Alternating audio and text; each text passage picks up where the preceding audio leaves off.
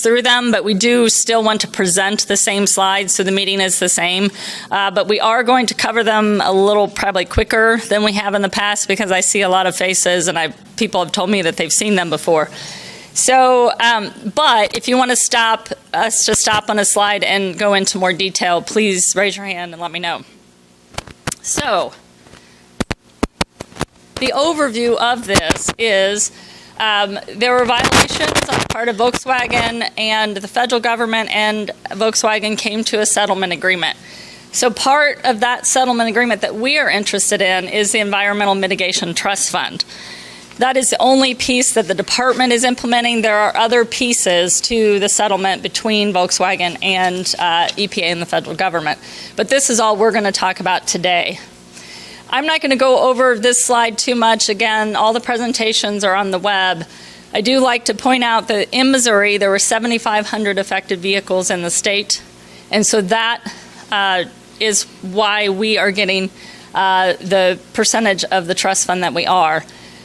This is a map of the affected vehicles. We're in St. Louis, and I like to point out that 45% of the affected vehicles were in the St. Louis area. And again, I'm going to breeze through these slides, but they are available on the web. But this is what the settlement agreement focused on: the nitrogen oxides, the ozone particulate matter. And there's a list of the NOx sources that we are focusing on, and pretty pictures of the vehicles. So as part of the settlement, we can focus on these vehicles.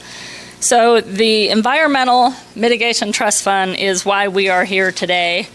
And overall, it's $2.9 billion. Missouri's share of this trust is $40 million based on those 7,500 vehicles in the state. So the use of those funds is very prescribed by the settlement agreement. We can't just do anything we want with that money. We are restricted by using based on the consent decree, and Darcy's going to go over the 10 options that we are allowed to use those funds for. And again, we like to point out that Missouri is the beneficiary of this trust fund. We were not a part of the settlement agreement. Missouri did not help dictate how the money is spent or how the trust agreement is laid out. But we want your opinion on how to use the money in Missouri, and so that's why we're here today. We'll point out later, I think, in Emily's presentation on the website, that our next meeting in Jefferson City will be more of a discussion, roundtable discussion meeting to gather comments that we've received and present them to you to get your input on how to spend this money. As we pointed out before, Wilmington Trust is the trustee in charge of this, and as the beneficiary for the state of Missouri, we will work with Wilmington Trust to distribute the funds in Missouri. And I think Darcy's going to take over and go through these slides.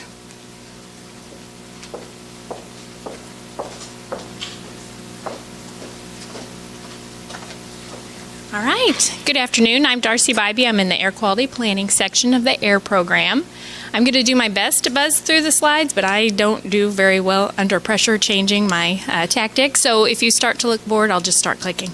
We're going to kick it off talking about a little bit about what the beneficiary mitigation plan is, how we envision it needs to be structured, or the types of information, rather, that it needs to contain.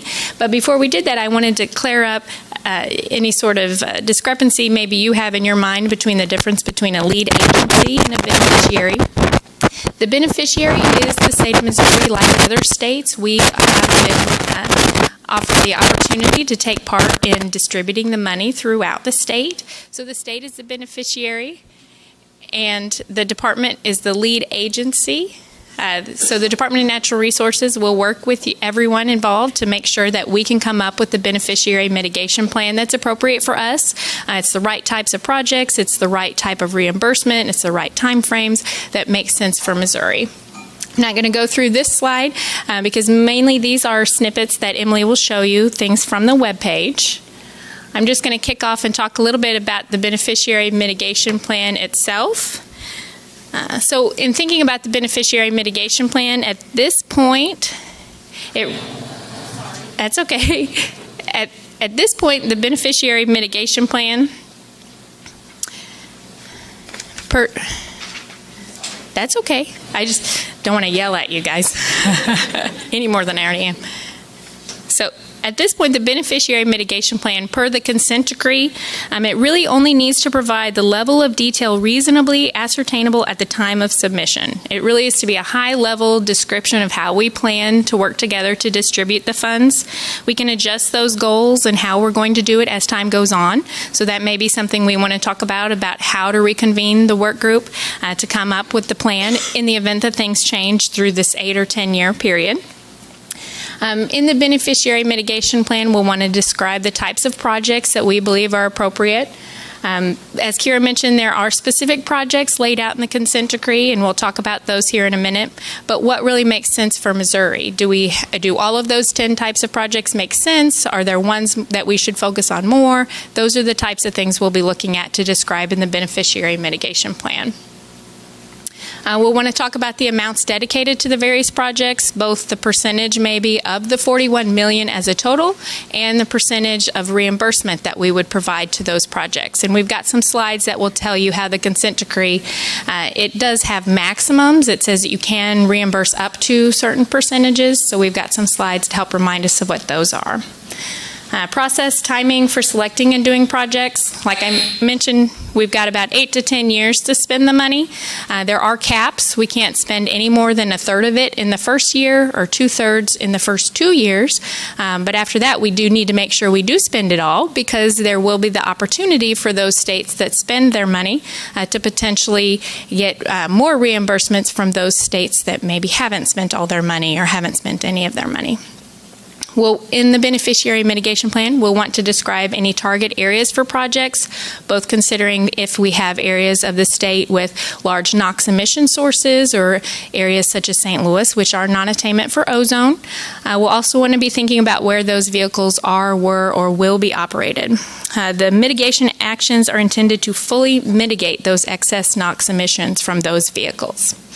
And then finally, we'll need to have estimates for the emission reductions as a result of the projects. We'll need to make sure that we have an environmental bang for the buck for every dollar that's spent in these projects. This is just another version of the map that Kira showed you, this time just a heat map to remind you that the St. Louis area, Kansas City, followed by Springfield and the Boone County area, all had higher percentages of vehicles located, registered in those areas. However, it is pretty well scattered throughout the state. Vehicles do tend to operate more than just the location where they're registered in, so we do want to think about at least what sort of percentage or what sort of a breakdown we might think of statewide.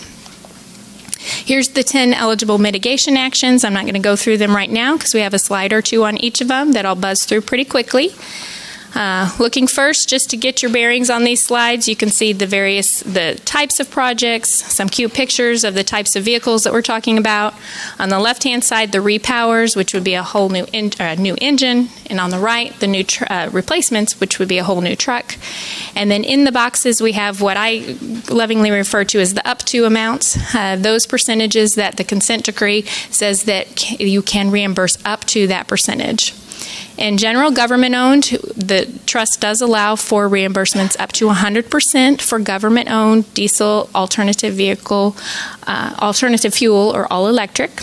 Non-government-owned, depending upon the type of fuel, it'll be either up to 25% for diesel or alternative, 40% for diesel or alternative fuel for non-government-owned repowers, and up to 75% for new all-electric, either repowers or replacements.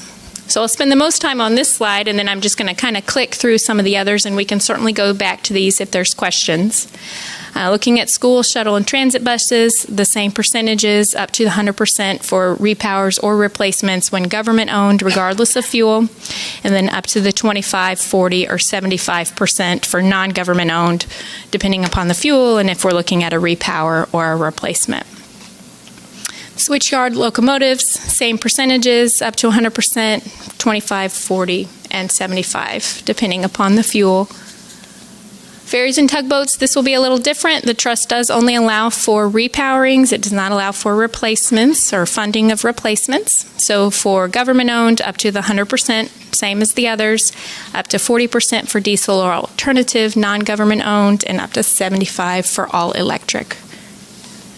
Marine shore power, up to 100% for new shore power systems when government-owned, and up to 25% for new non-government owned. Here we'll get into those slides that represent the equipment that is only eligible when we're looking at electric.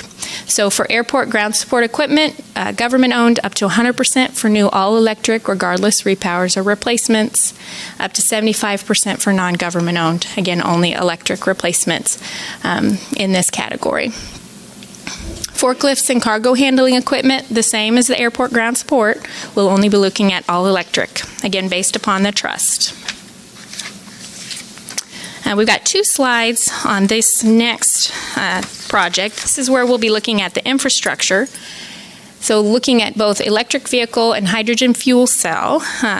On the left, the electric vehicle, looking at level 1, 2, or fast charging stations, public place, workplace or multi-unit dwelling, and hydrogen fuel cell is publicly available and dispensing pressure of up to 70 megapascals. So here's the types of projects that are eligible, and then here's the percentages that the consent decree would allow and up to reimbursement. So for electric vehicle, it's going to depend on if it's government, privately, or workplace or multi-unit charging systems. Hydrogen fuel cell will depend upon the dispensing capacity. Before we look at the last project, just to give everybody a reminder of the DERA program, the Diesel Emission Reduction Act program. Many of you in this room may be more familiar with DERA than I. This is something that we at the department have been doing and implementing since about 2008. It's a federal program. It does change a little bit every year. It is subject to federal congressional appropriations. The reason we bring it up now is because there is, as our 10th option, the DERA option. In my mind, there's two incentives or benefits to utilizing the DERA option. The first, as you can see by this slide, is if we use the Volkswagen funds as a match, then it allows for a 50% bonus. So if you use those funds, you can get some extra money through the DERA program. The other incentive is that it does open the trust funds up to additional types of projects. So the first 9 categories are very specific, only certain types of trucks. But the DERA option would allow, for example, these types that are here listed on the slide, agricultural equipment, transport refrigeration units. Things that wouldn't be allowed under the trust would be allowed under the DERA option. So it's something to think about as we're moving through the discussion. One thing we wanted to remind you about, if you're familiar with DERA, you'd be familiar with this. Similar to the DERA project, any vehicles that are replaced or engines that are replaced would have to be scrapped. The definition of scrapping is here on the screen, and just in case you want to see what that looks like, we've got some cool pictures. So you can see a school bus. Yes, sir. Just a quick question. Yes. That's for all the different categories, not just the DERA match, correct? Yes, for all the different categories, they would have to be scrapped, either the engine or the vehicle itself, if the money is used to replace it. Good question, yes. So here's the school bus. You can see as the frame is cut in half throughout the first 5 pictures or so, and then the last picture, if you can see, there's holes drilled in the engine. Similar for a tugboat, you can see the holes drilled in the engine. So what's all this mean? We've got a lot of work to do. Today is definitely part of that work. We're trying to get the word out. We've been around the state a little bit so far. We've got some more left to do. We were in Kansas City last week, St. Louis today, Springfield next week, and then we have another meeting on December 7th, as Kira mentioned. So we're here right now. The trust was effective October 2nd. That was the trust effective date, and that's what kicks off a lot of the process and timing for the beneficiary mitigation plan. So we're right now in the November 2017 to January 2018, where we'll be holding meetings, getting input. Emily will talk about some other ways that we've been gathering input beyond the meetings. We must submit a certification form by December 1st. We've checked that box, so we've got that taken care of for right now. January 2018, Wilmington Trust, the trustee, will be doing the next step in certifying beneficiaries. Our hope is that after meetings, collecting input, we would have a proposed plan out for public comment in the March 2018 timeframe. Hopefully that would put us on track to have that beneficiary mitigation plan finalized and submitted to the trustee in the May timeframe of next year. And all of those things considered, we hope to be able to begin accepting applications next summer. So there's a lot of work to do between now and then, but I feel like we've got a really great start moving forward. Here's some resources for you. You've probably already seen the first one. Emily will go through it here in a second, but that's our webpage. We've got a couple there, EPA or court settlement that we thought you might be interested in. The last one, the court settlement documents, I don't think I gave my disclaimer, but the slides were created off of the trust, off of the settlement agreement. So the settlement agreement has various definitions of what different types of things mean, and there's more detail than what we've captured on the slide, so it does rule us. But if you're interested in taking a look, we've got that down there for you. And with that, I may have beaten my record. I was trying to. But that's the gist of what I wanted to make sure and tell you today. And I'm going to turn it over to Emily, and she'll go through the webpage, unless there's any other questions.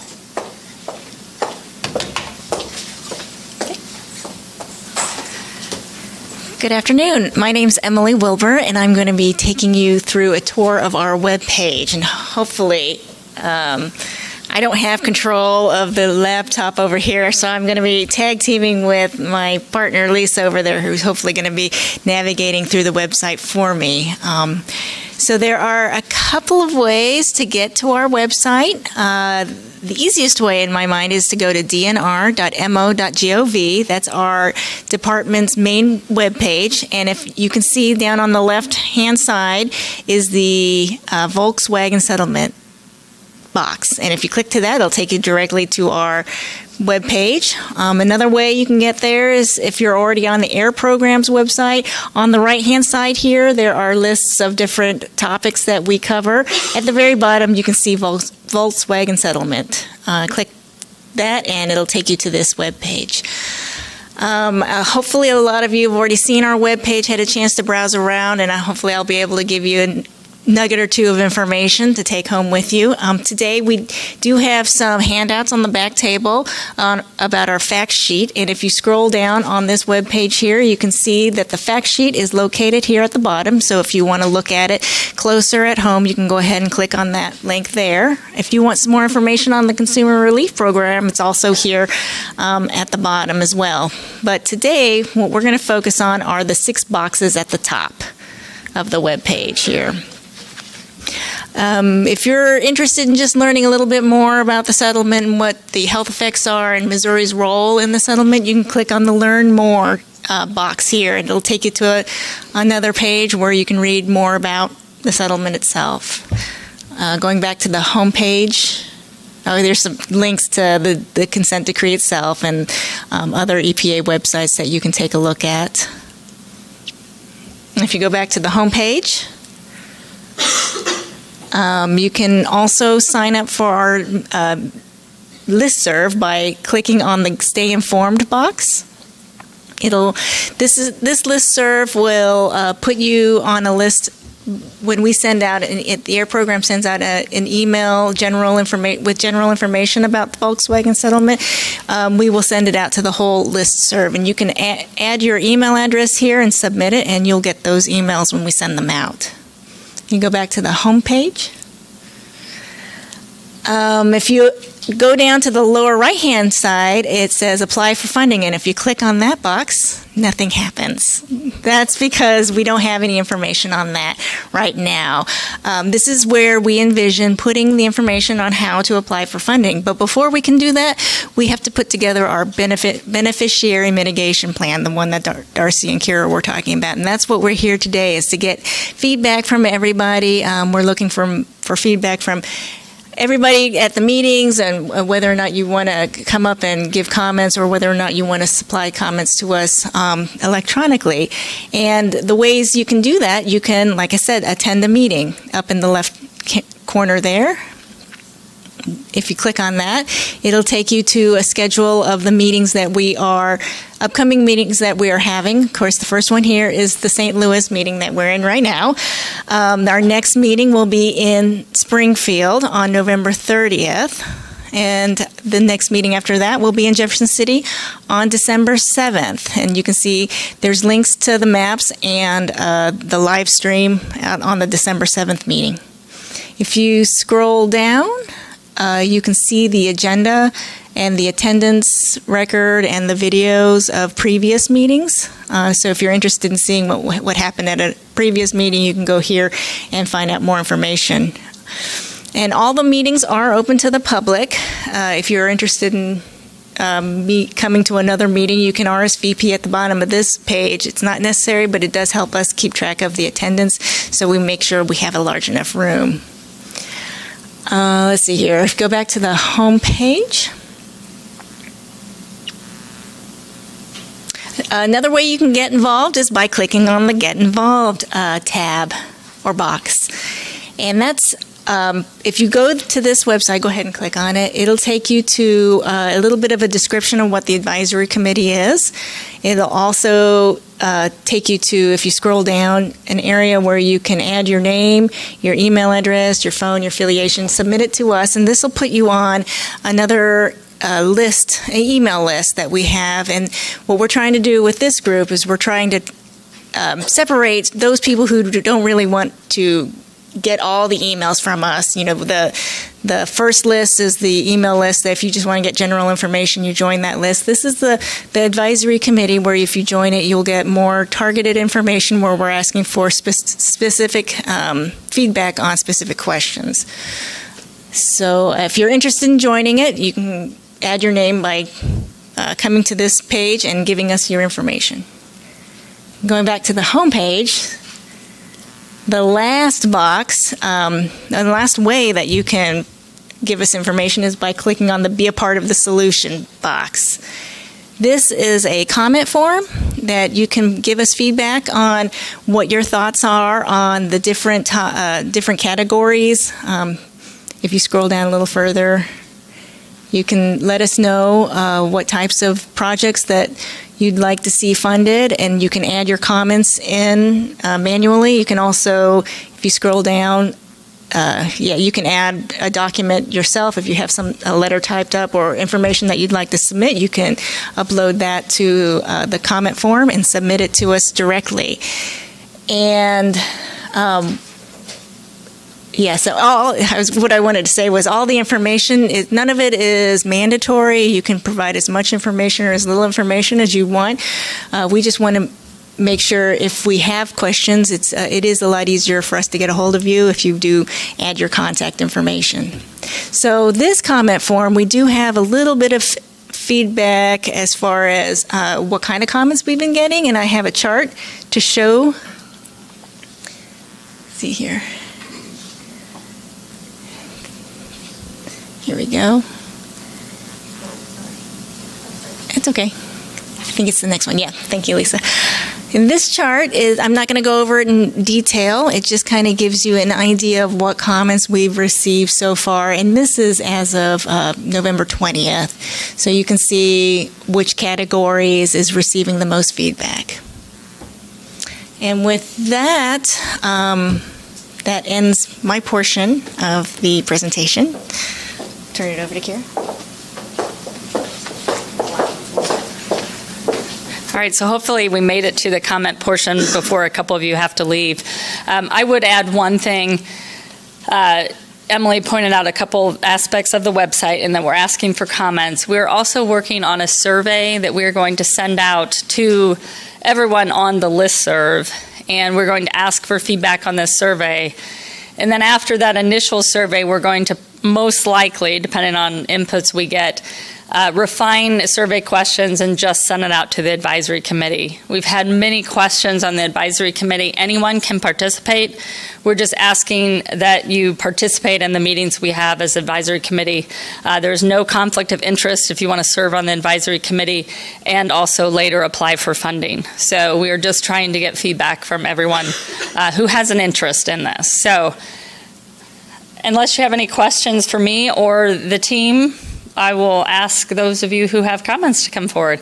I know a couple have to leave early, so if you want to come up, those of you who told me you had to leave early, if you have comments, you can come up first. If not, I'll just open up. Andy?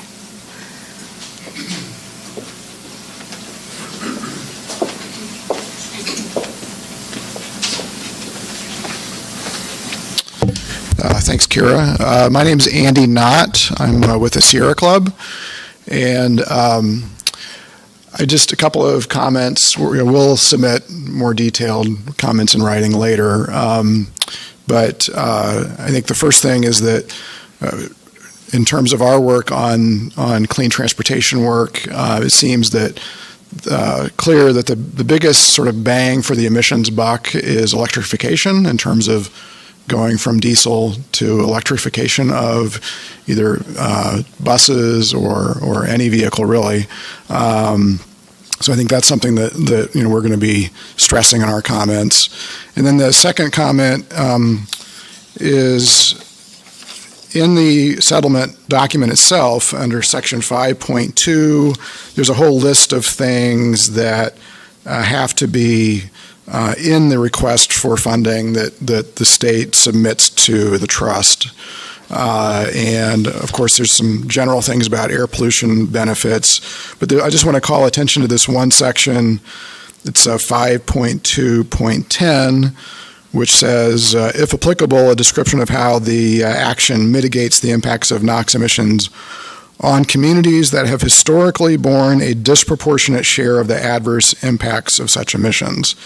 And I would just encourage the department to really sort of dig into that portion of the settlement, because as we know from research, that low-income communities of color, suffer a disproportionate impact from transportation sector emissions, or just all air emissions really, and therefore we think there should be a priority placed on projects that reduce the impacts on those communities. So there should be like an environmental justice angle, a social justice angle to how the decisions are made in terms of, again, electrification of transit buses, installation of charging stations that sort of help those communities get over the hump of being able to purchase electric vehicles and use them, things of that nature. So just a couple of general comments. We're very excited about this process. It seems like a great opportunity to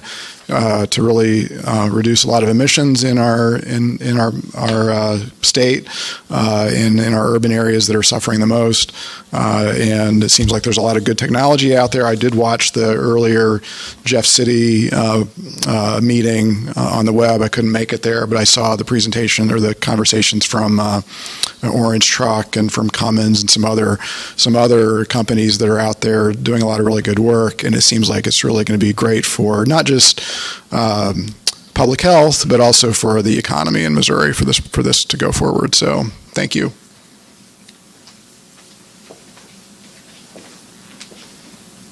Thanks, Andy. Got some more? Yes.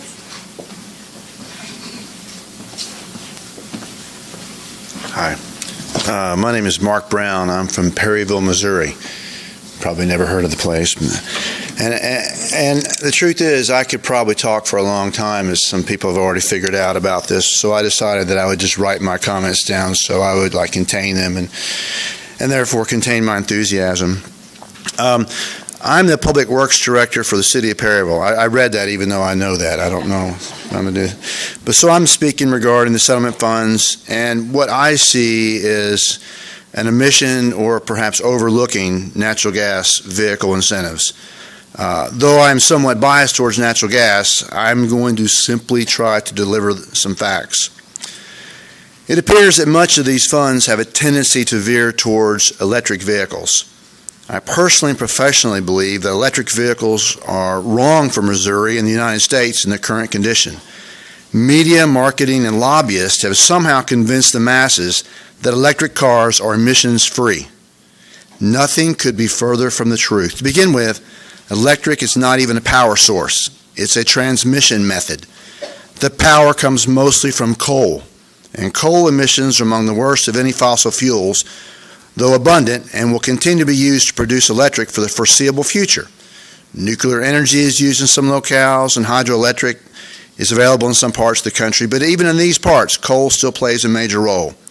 The power that comes from electric transmission is only 60% efficient at the source, and another 10 to 12% is lost in transmission, meaning that twice as much power must be generated by coal to equal the power that comes from the same amount of natural gas. I'll be the first to tell you that when some other alternatives, such as solar or wind or cold fusion, are perfected and can be generated economically in mass, I'll be a huge fan. But that's not in the foreseeable future. Natural gas is today. Natural gas vehicles run on compressed natural gas produced in America, resulting in hundreds of thousands of jobs. Natural gas is safe, the vehicle technology has been perfected, and these vehicles have been on the road for over 30 years. Many companies rely on natural gas. In fact, here in Missouri, Anheuser-Busch fuels all their semis with natural gas. Nationally, companies such as UPS and FedEx rely on CNG in many locations. Do they do it because it's environmentally friendly, or do they do it because they're saving money? The answer is both. An equivalent gallon of CNG costs around $1 compared to diesel prices rising towards $3 per gallon. How clean? Well, with natural gas vehicles, you will no longer have to change oil when it gets dirty, because it doesn't get dirty. You change oil when it loses viscosity, usually 4 to 5 times longer than normal oil changes. So why doesn't everyone drive a natural gas vehicle? It sounds like it's easy. The answer is simple: infrastructure. While you can cross the country driving solely on natural gas, it's not really convenient, and the fueling stations cost quite a bit up front to build. Without fleets of natural gas vehicles, it's hard to justify the investment, and similarly, it's hard to invest in natural gas vehicles without an infrastructure in place. A classic chicken and the egg situation. The state of Oklahoma, admittedly a natural gas producing state, has several state incentives for NGVs, including an NGV weight exemption, an alternative fueling infrastructure tax credit, and alternative fuel vehicle tax credit. What does Missouri have? What will we have? How will we invest the Volkswagen money? Will we fall in with the lobbyists, marketers, and media and buy into the electric myth as a clean power? Or will we use facts we have and clean up our state and our country while saving trillions of dollars that will be used for investment by supporting true alternative green technology? Many of my facts can also apply to LNG and propane as well. While neither is as clean as natural gas, they each have their place and are still far cleaner than electric as a vehicle fuel. In my town of Perryville, Missouri, you might not have ever heard of it, we have built a fueling station for our city fleet and are investing in natural gas vehicles. There are local companies with truck fleets of up to 1,000 trucks, and they are very interested in converting. But it always comes back to the chicken and the egg. Let's don't be chicken, afraid the sky may fall, and let's invest in our future with natural gas. Thank you. I wrote that myself.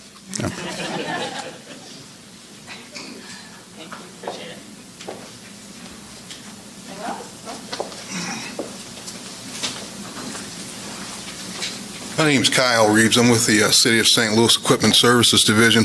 I don't have a comment, but a question. For government fleets that have Class 8 trucks, like refuse trucks, that are eligible to be replaced, if we do replace those with CNG trucks and it's covered 100%, does that 100% cover the fueling infrastructure?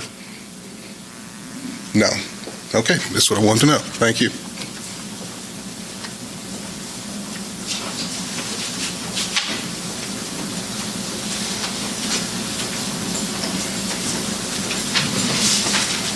Hi, I'm Taylor March, and I'm here representing TrailNet, Bike and Pedestrian Advocacy Organization in St. Louis. And we just wanted to come and voice our support of the use of these funds for transit vehicle replacement, and specifically with the focus on environmental justice in the areas that have been disproportionately affected by these emissions.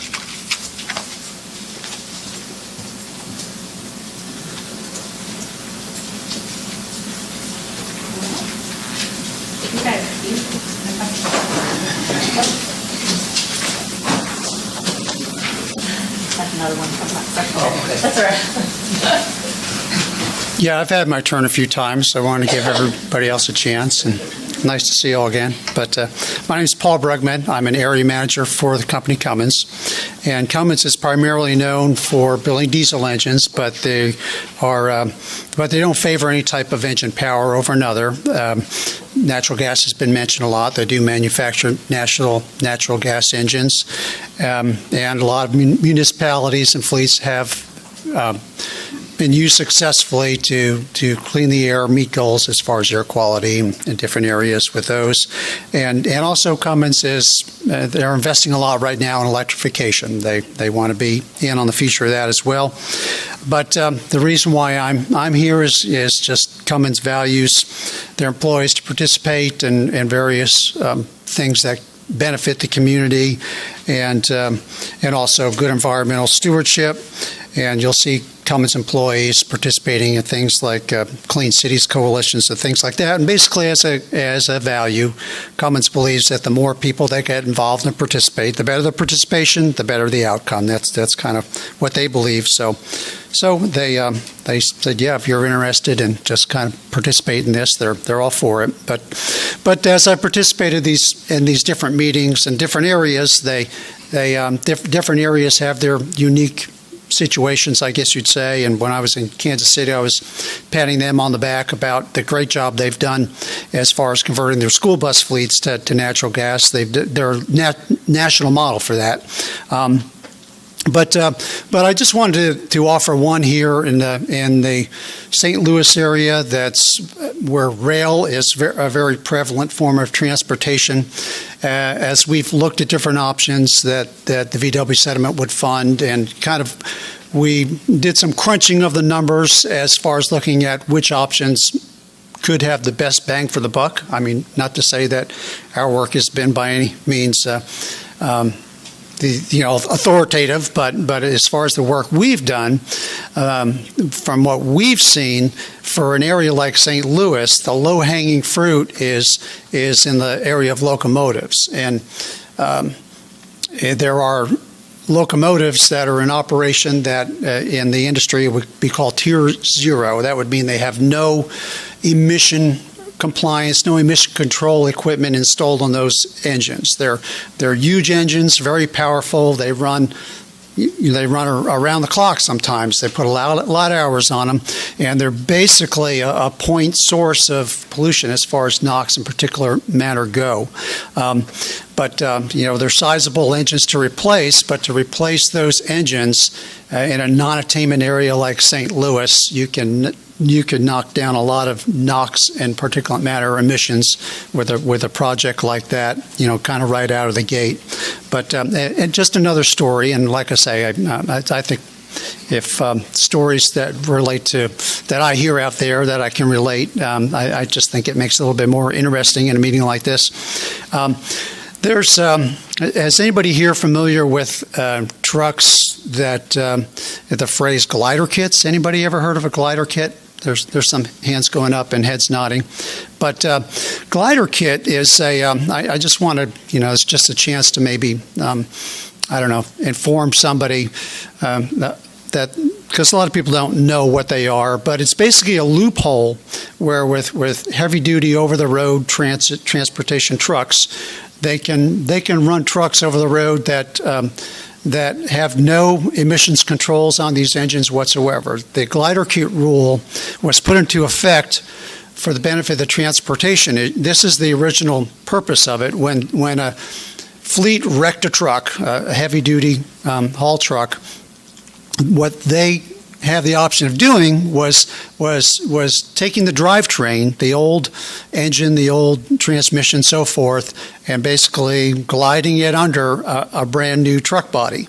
But what has happened is it's become a huge hole that a lot of fleets now are using to get around emissions altogether, because as emissions ramped up from Tier 1, Tier 2, Tier 3, Tier 4, like we're at now, when the technology first came out, there were some economic impacts on their operation with it. So the perception was, to avoid this higher operating cost of meeting emission standards, we're going to use this glider kit rule.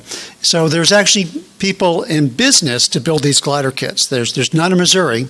And let me say that Cummins isn't against this rule. I mean, they take a neutral position to it. They're not trying to undermine any government regulations that are out there or anything, but there's one in Kentucky and some up in Iowa that build these glider kits, and they're basically a new truck with an old engine that belches out a lot of smoke. I'll tell this one story and move on. But I go out and about and meet people, and I was up in a small town in North Missouri and talking to a mechanic, and this is kind of this big old country boy with his overalls, and he was talking about these new trucks with the emissions and all this, and now, we went and bought these glider kits. And then he had a moment of honesty. He said, but I'll be right honest with you. He said, when I had one of your trucks in here and we had it running in the shop to work on it, and he said, it wouldn't bother you at all. But when I get one of these new glider kit trucks in here, it's no time before my eyes are watering and my nose is running, and and that's just as good an illustration as you can get to where, they really have these things are having a real environmental impact by being able to exploit this loophole for what it really wasn't originally intended for. But I just think there might be a win-win situation with this VW settlement where if owners of fleets, some of these trucks are getting up in mileage now to where they would be trading them in, buying a new truck anyway. This could be a good opportunity for where I could show the pictures of the buses being taken off the road and destroyed. Well, they could be and have a level option as far as the economics of switching to the new emissions level trucks that are very cost effective to operate and don't have the economic downside of operating first that they originally bought glider kits for. So that's just a thought. And so yes. I have a quick question for you. So that locomotive application you're speaking of, would that fall under switchyard locomotive? Yes, exactly. I'm going to show my ignorance on everything related to locomotives. So could you just kind of explain that operation? Is that something that's just yard operated and it's actually loading up trains that are for interstate travel? Yes, it's. Could you rephrase the question so I can pick it up? Yeah.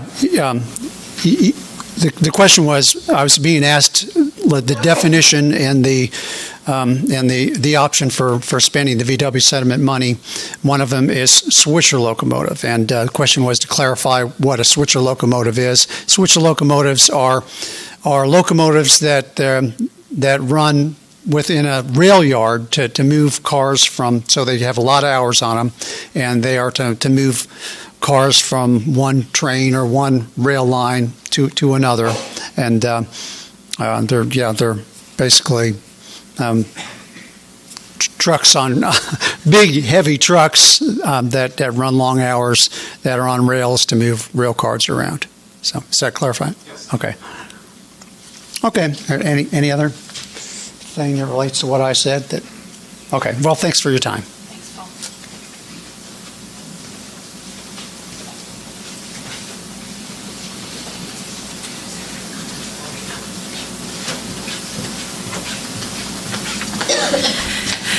Good afternoon. My name is Teresa Wilkie, and I'm delivering comments on behalf of Flourish St. Louis Transportation Action Team, and we really appreciate the opportunity to offer some comments. A thriving community begins with healthy moms and babies. However, hundreds of St. Louis babies don't live to see their first birthday. In St. Louis, Black infants are almost 3 times more likely than white infants to die in their first year, and the overall infant mortality rate is nearly twice the national average. Peer-reviewed studies have identified particulate matter air pollution as a risk factor for respiratory-related post-neonatal mortality and have associated ozone with sudden infant death syndrome. In fact, research amplified this week by the National Institutes of Health found that even before birth, exposure to common air pollutants such as ozone and fine particles have been linked to increased risk of miscarriage and infant loss. Flourish St. Louis is a community-driven, cross-sector initiative focused on reducing St. Louis's devastatingly high infant mortality rates. We bring together families and community leaders from education, faith, business, and healthcare to create long-lasting and substantial change by addressing the conditions and systems that prevent families from having healthy pregnancies and babies. Walkable, bikeable, transit-oriented communities improve population health by promoting more physical activity, lower body weight, lower rates of traffic injuries, less air pollution, and improved mobility for non-drivers. As such, Flourish encourages the Missouri Department of Natural Resources to prioritize public transit buses as part of the Beneficiary Mitigation Plan and investment of funds yielded from the Environmental Mitigation Trust Fund. Public transportation is a race equity issue in St. Louis, where over 80% of the city's public transit commuters are Black. Decades of discriminatory migration and jurisdictional fragmentation have made St. Louis a rigidly segregated region, leaving many racial minorities isolated in areas of concentrated poverty and crime that lack health-promoting resources. Almost 1 in 4 Black households in St. Louis have no vehicle access, and the Ferguson Commission also identified transportation as one of 5 urgent areas that impact the opportunity to thrive in St. Louis.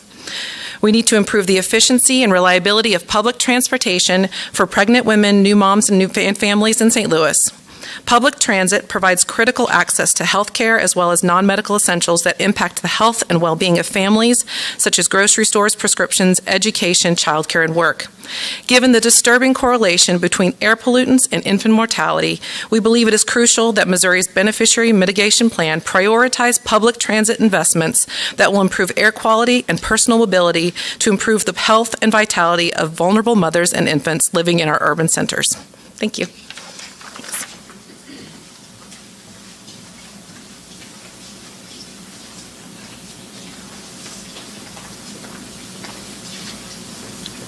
Hello, I'm Gene Foster with Region Power. I would like to, I've heard some obviously different variations of how we can spend money, right? I'm going to second on the EV infrastructure along corridors. And the reason, there are many reasons for that. One is the research shows that according to the energy per mile, EVs are the best solution. Yeah, bring it forward, maybe? Okay, all right, that probably works. Can you hear me better? All right, sorry. My apologies. Per mile, EVs tend to be more efficient than the alternatives that are out there. We also show, we also have some friends out in the mountain region that is 7 states altogether are putting together 5,000 miles of EV stations along the corridors. Another push for Missouri to go that route as well. We are also involved in researching extreme fast charging, which you will be able to charge your vehicle in less than 5-10 minutes. So we're getting closer to the point of you're comparing it to how long you stay at a gas station. And with the battery technology that's advancing, and solid state batteries and that sort of thing, even with hydrogen fuel cell as a component to larger vehicles such as buses or tractor trailer semis, that sort of thing, would make sense as well. We also have some associates that are working with wireless charging for buses. So in transit buses, for example, we have the opportunity to have less batteries because if you put wireless charging at every bus stop, and every stop they make, they are actually charging their vehicles at the same time. So and as far as with the community and the low-income communities, there is the opportunity of first and last mile solution, which are also electrified. But they are smaller vehicles that can actually, they follow a specific route, but when somebody hails them from their home, it's a free service paid for by the city and by grants by the city and also by different businesses, restaurants, sort of thing. They would actually come to the home or to a place where the people are and can pick them up and take them where they need to go. So it's more of a first and last mile solution, but also it is electrified. So I believe that we need to push for the electrification in Missouri along the corridors and in the inner city. Thank you.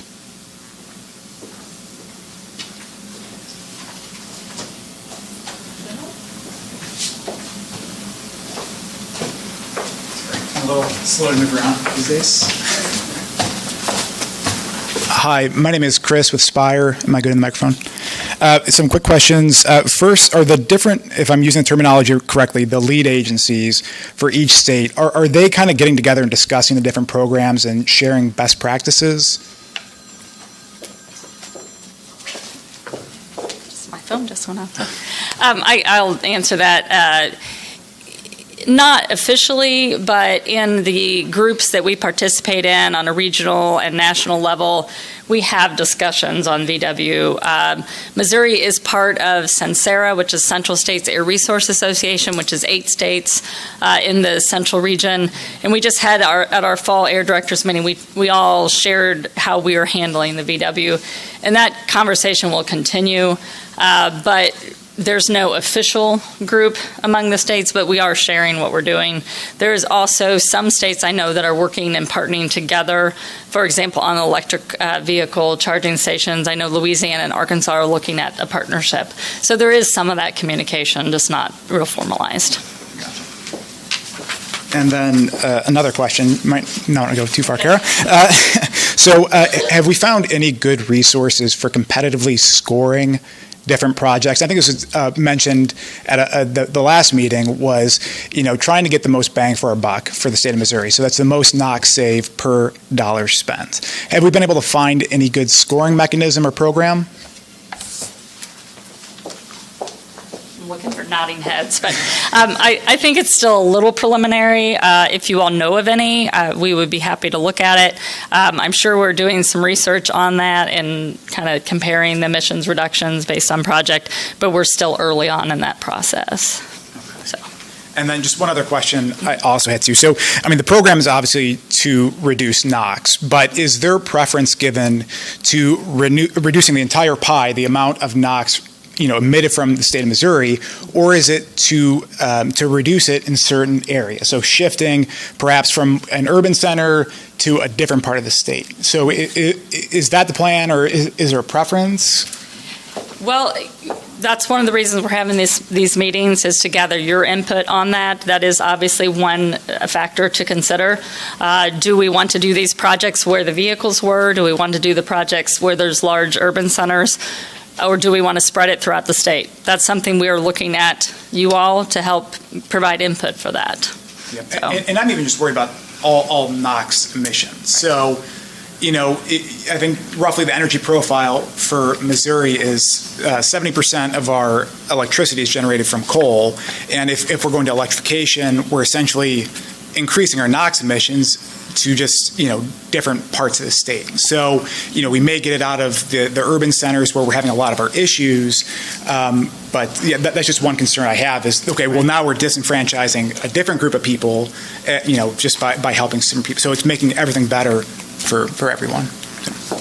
That's a good comment. And that's mine. Right. And that's obviously something we need to consider as well. So.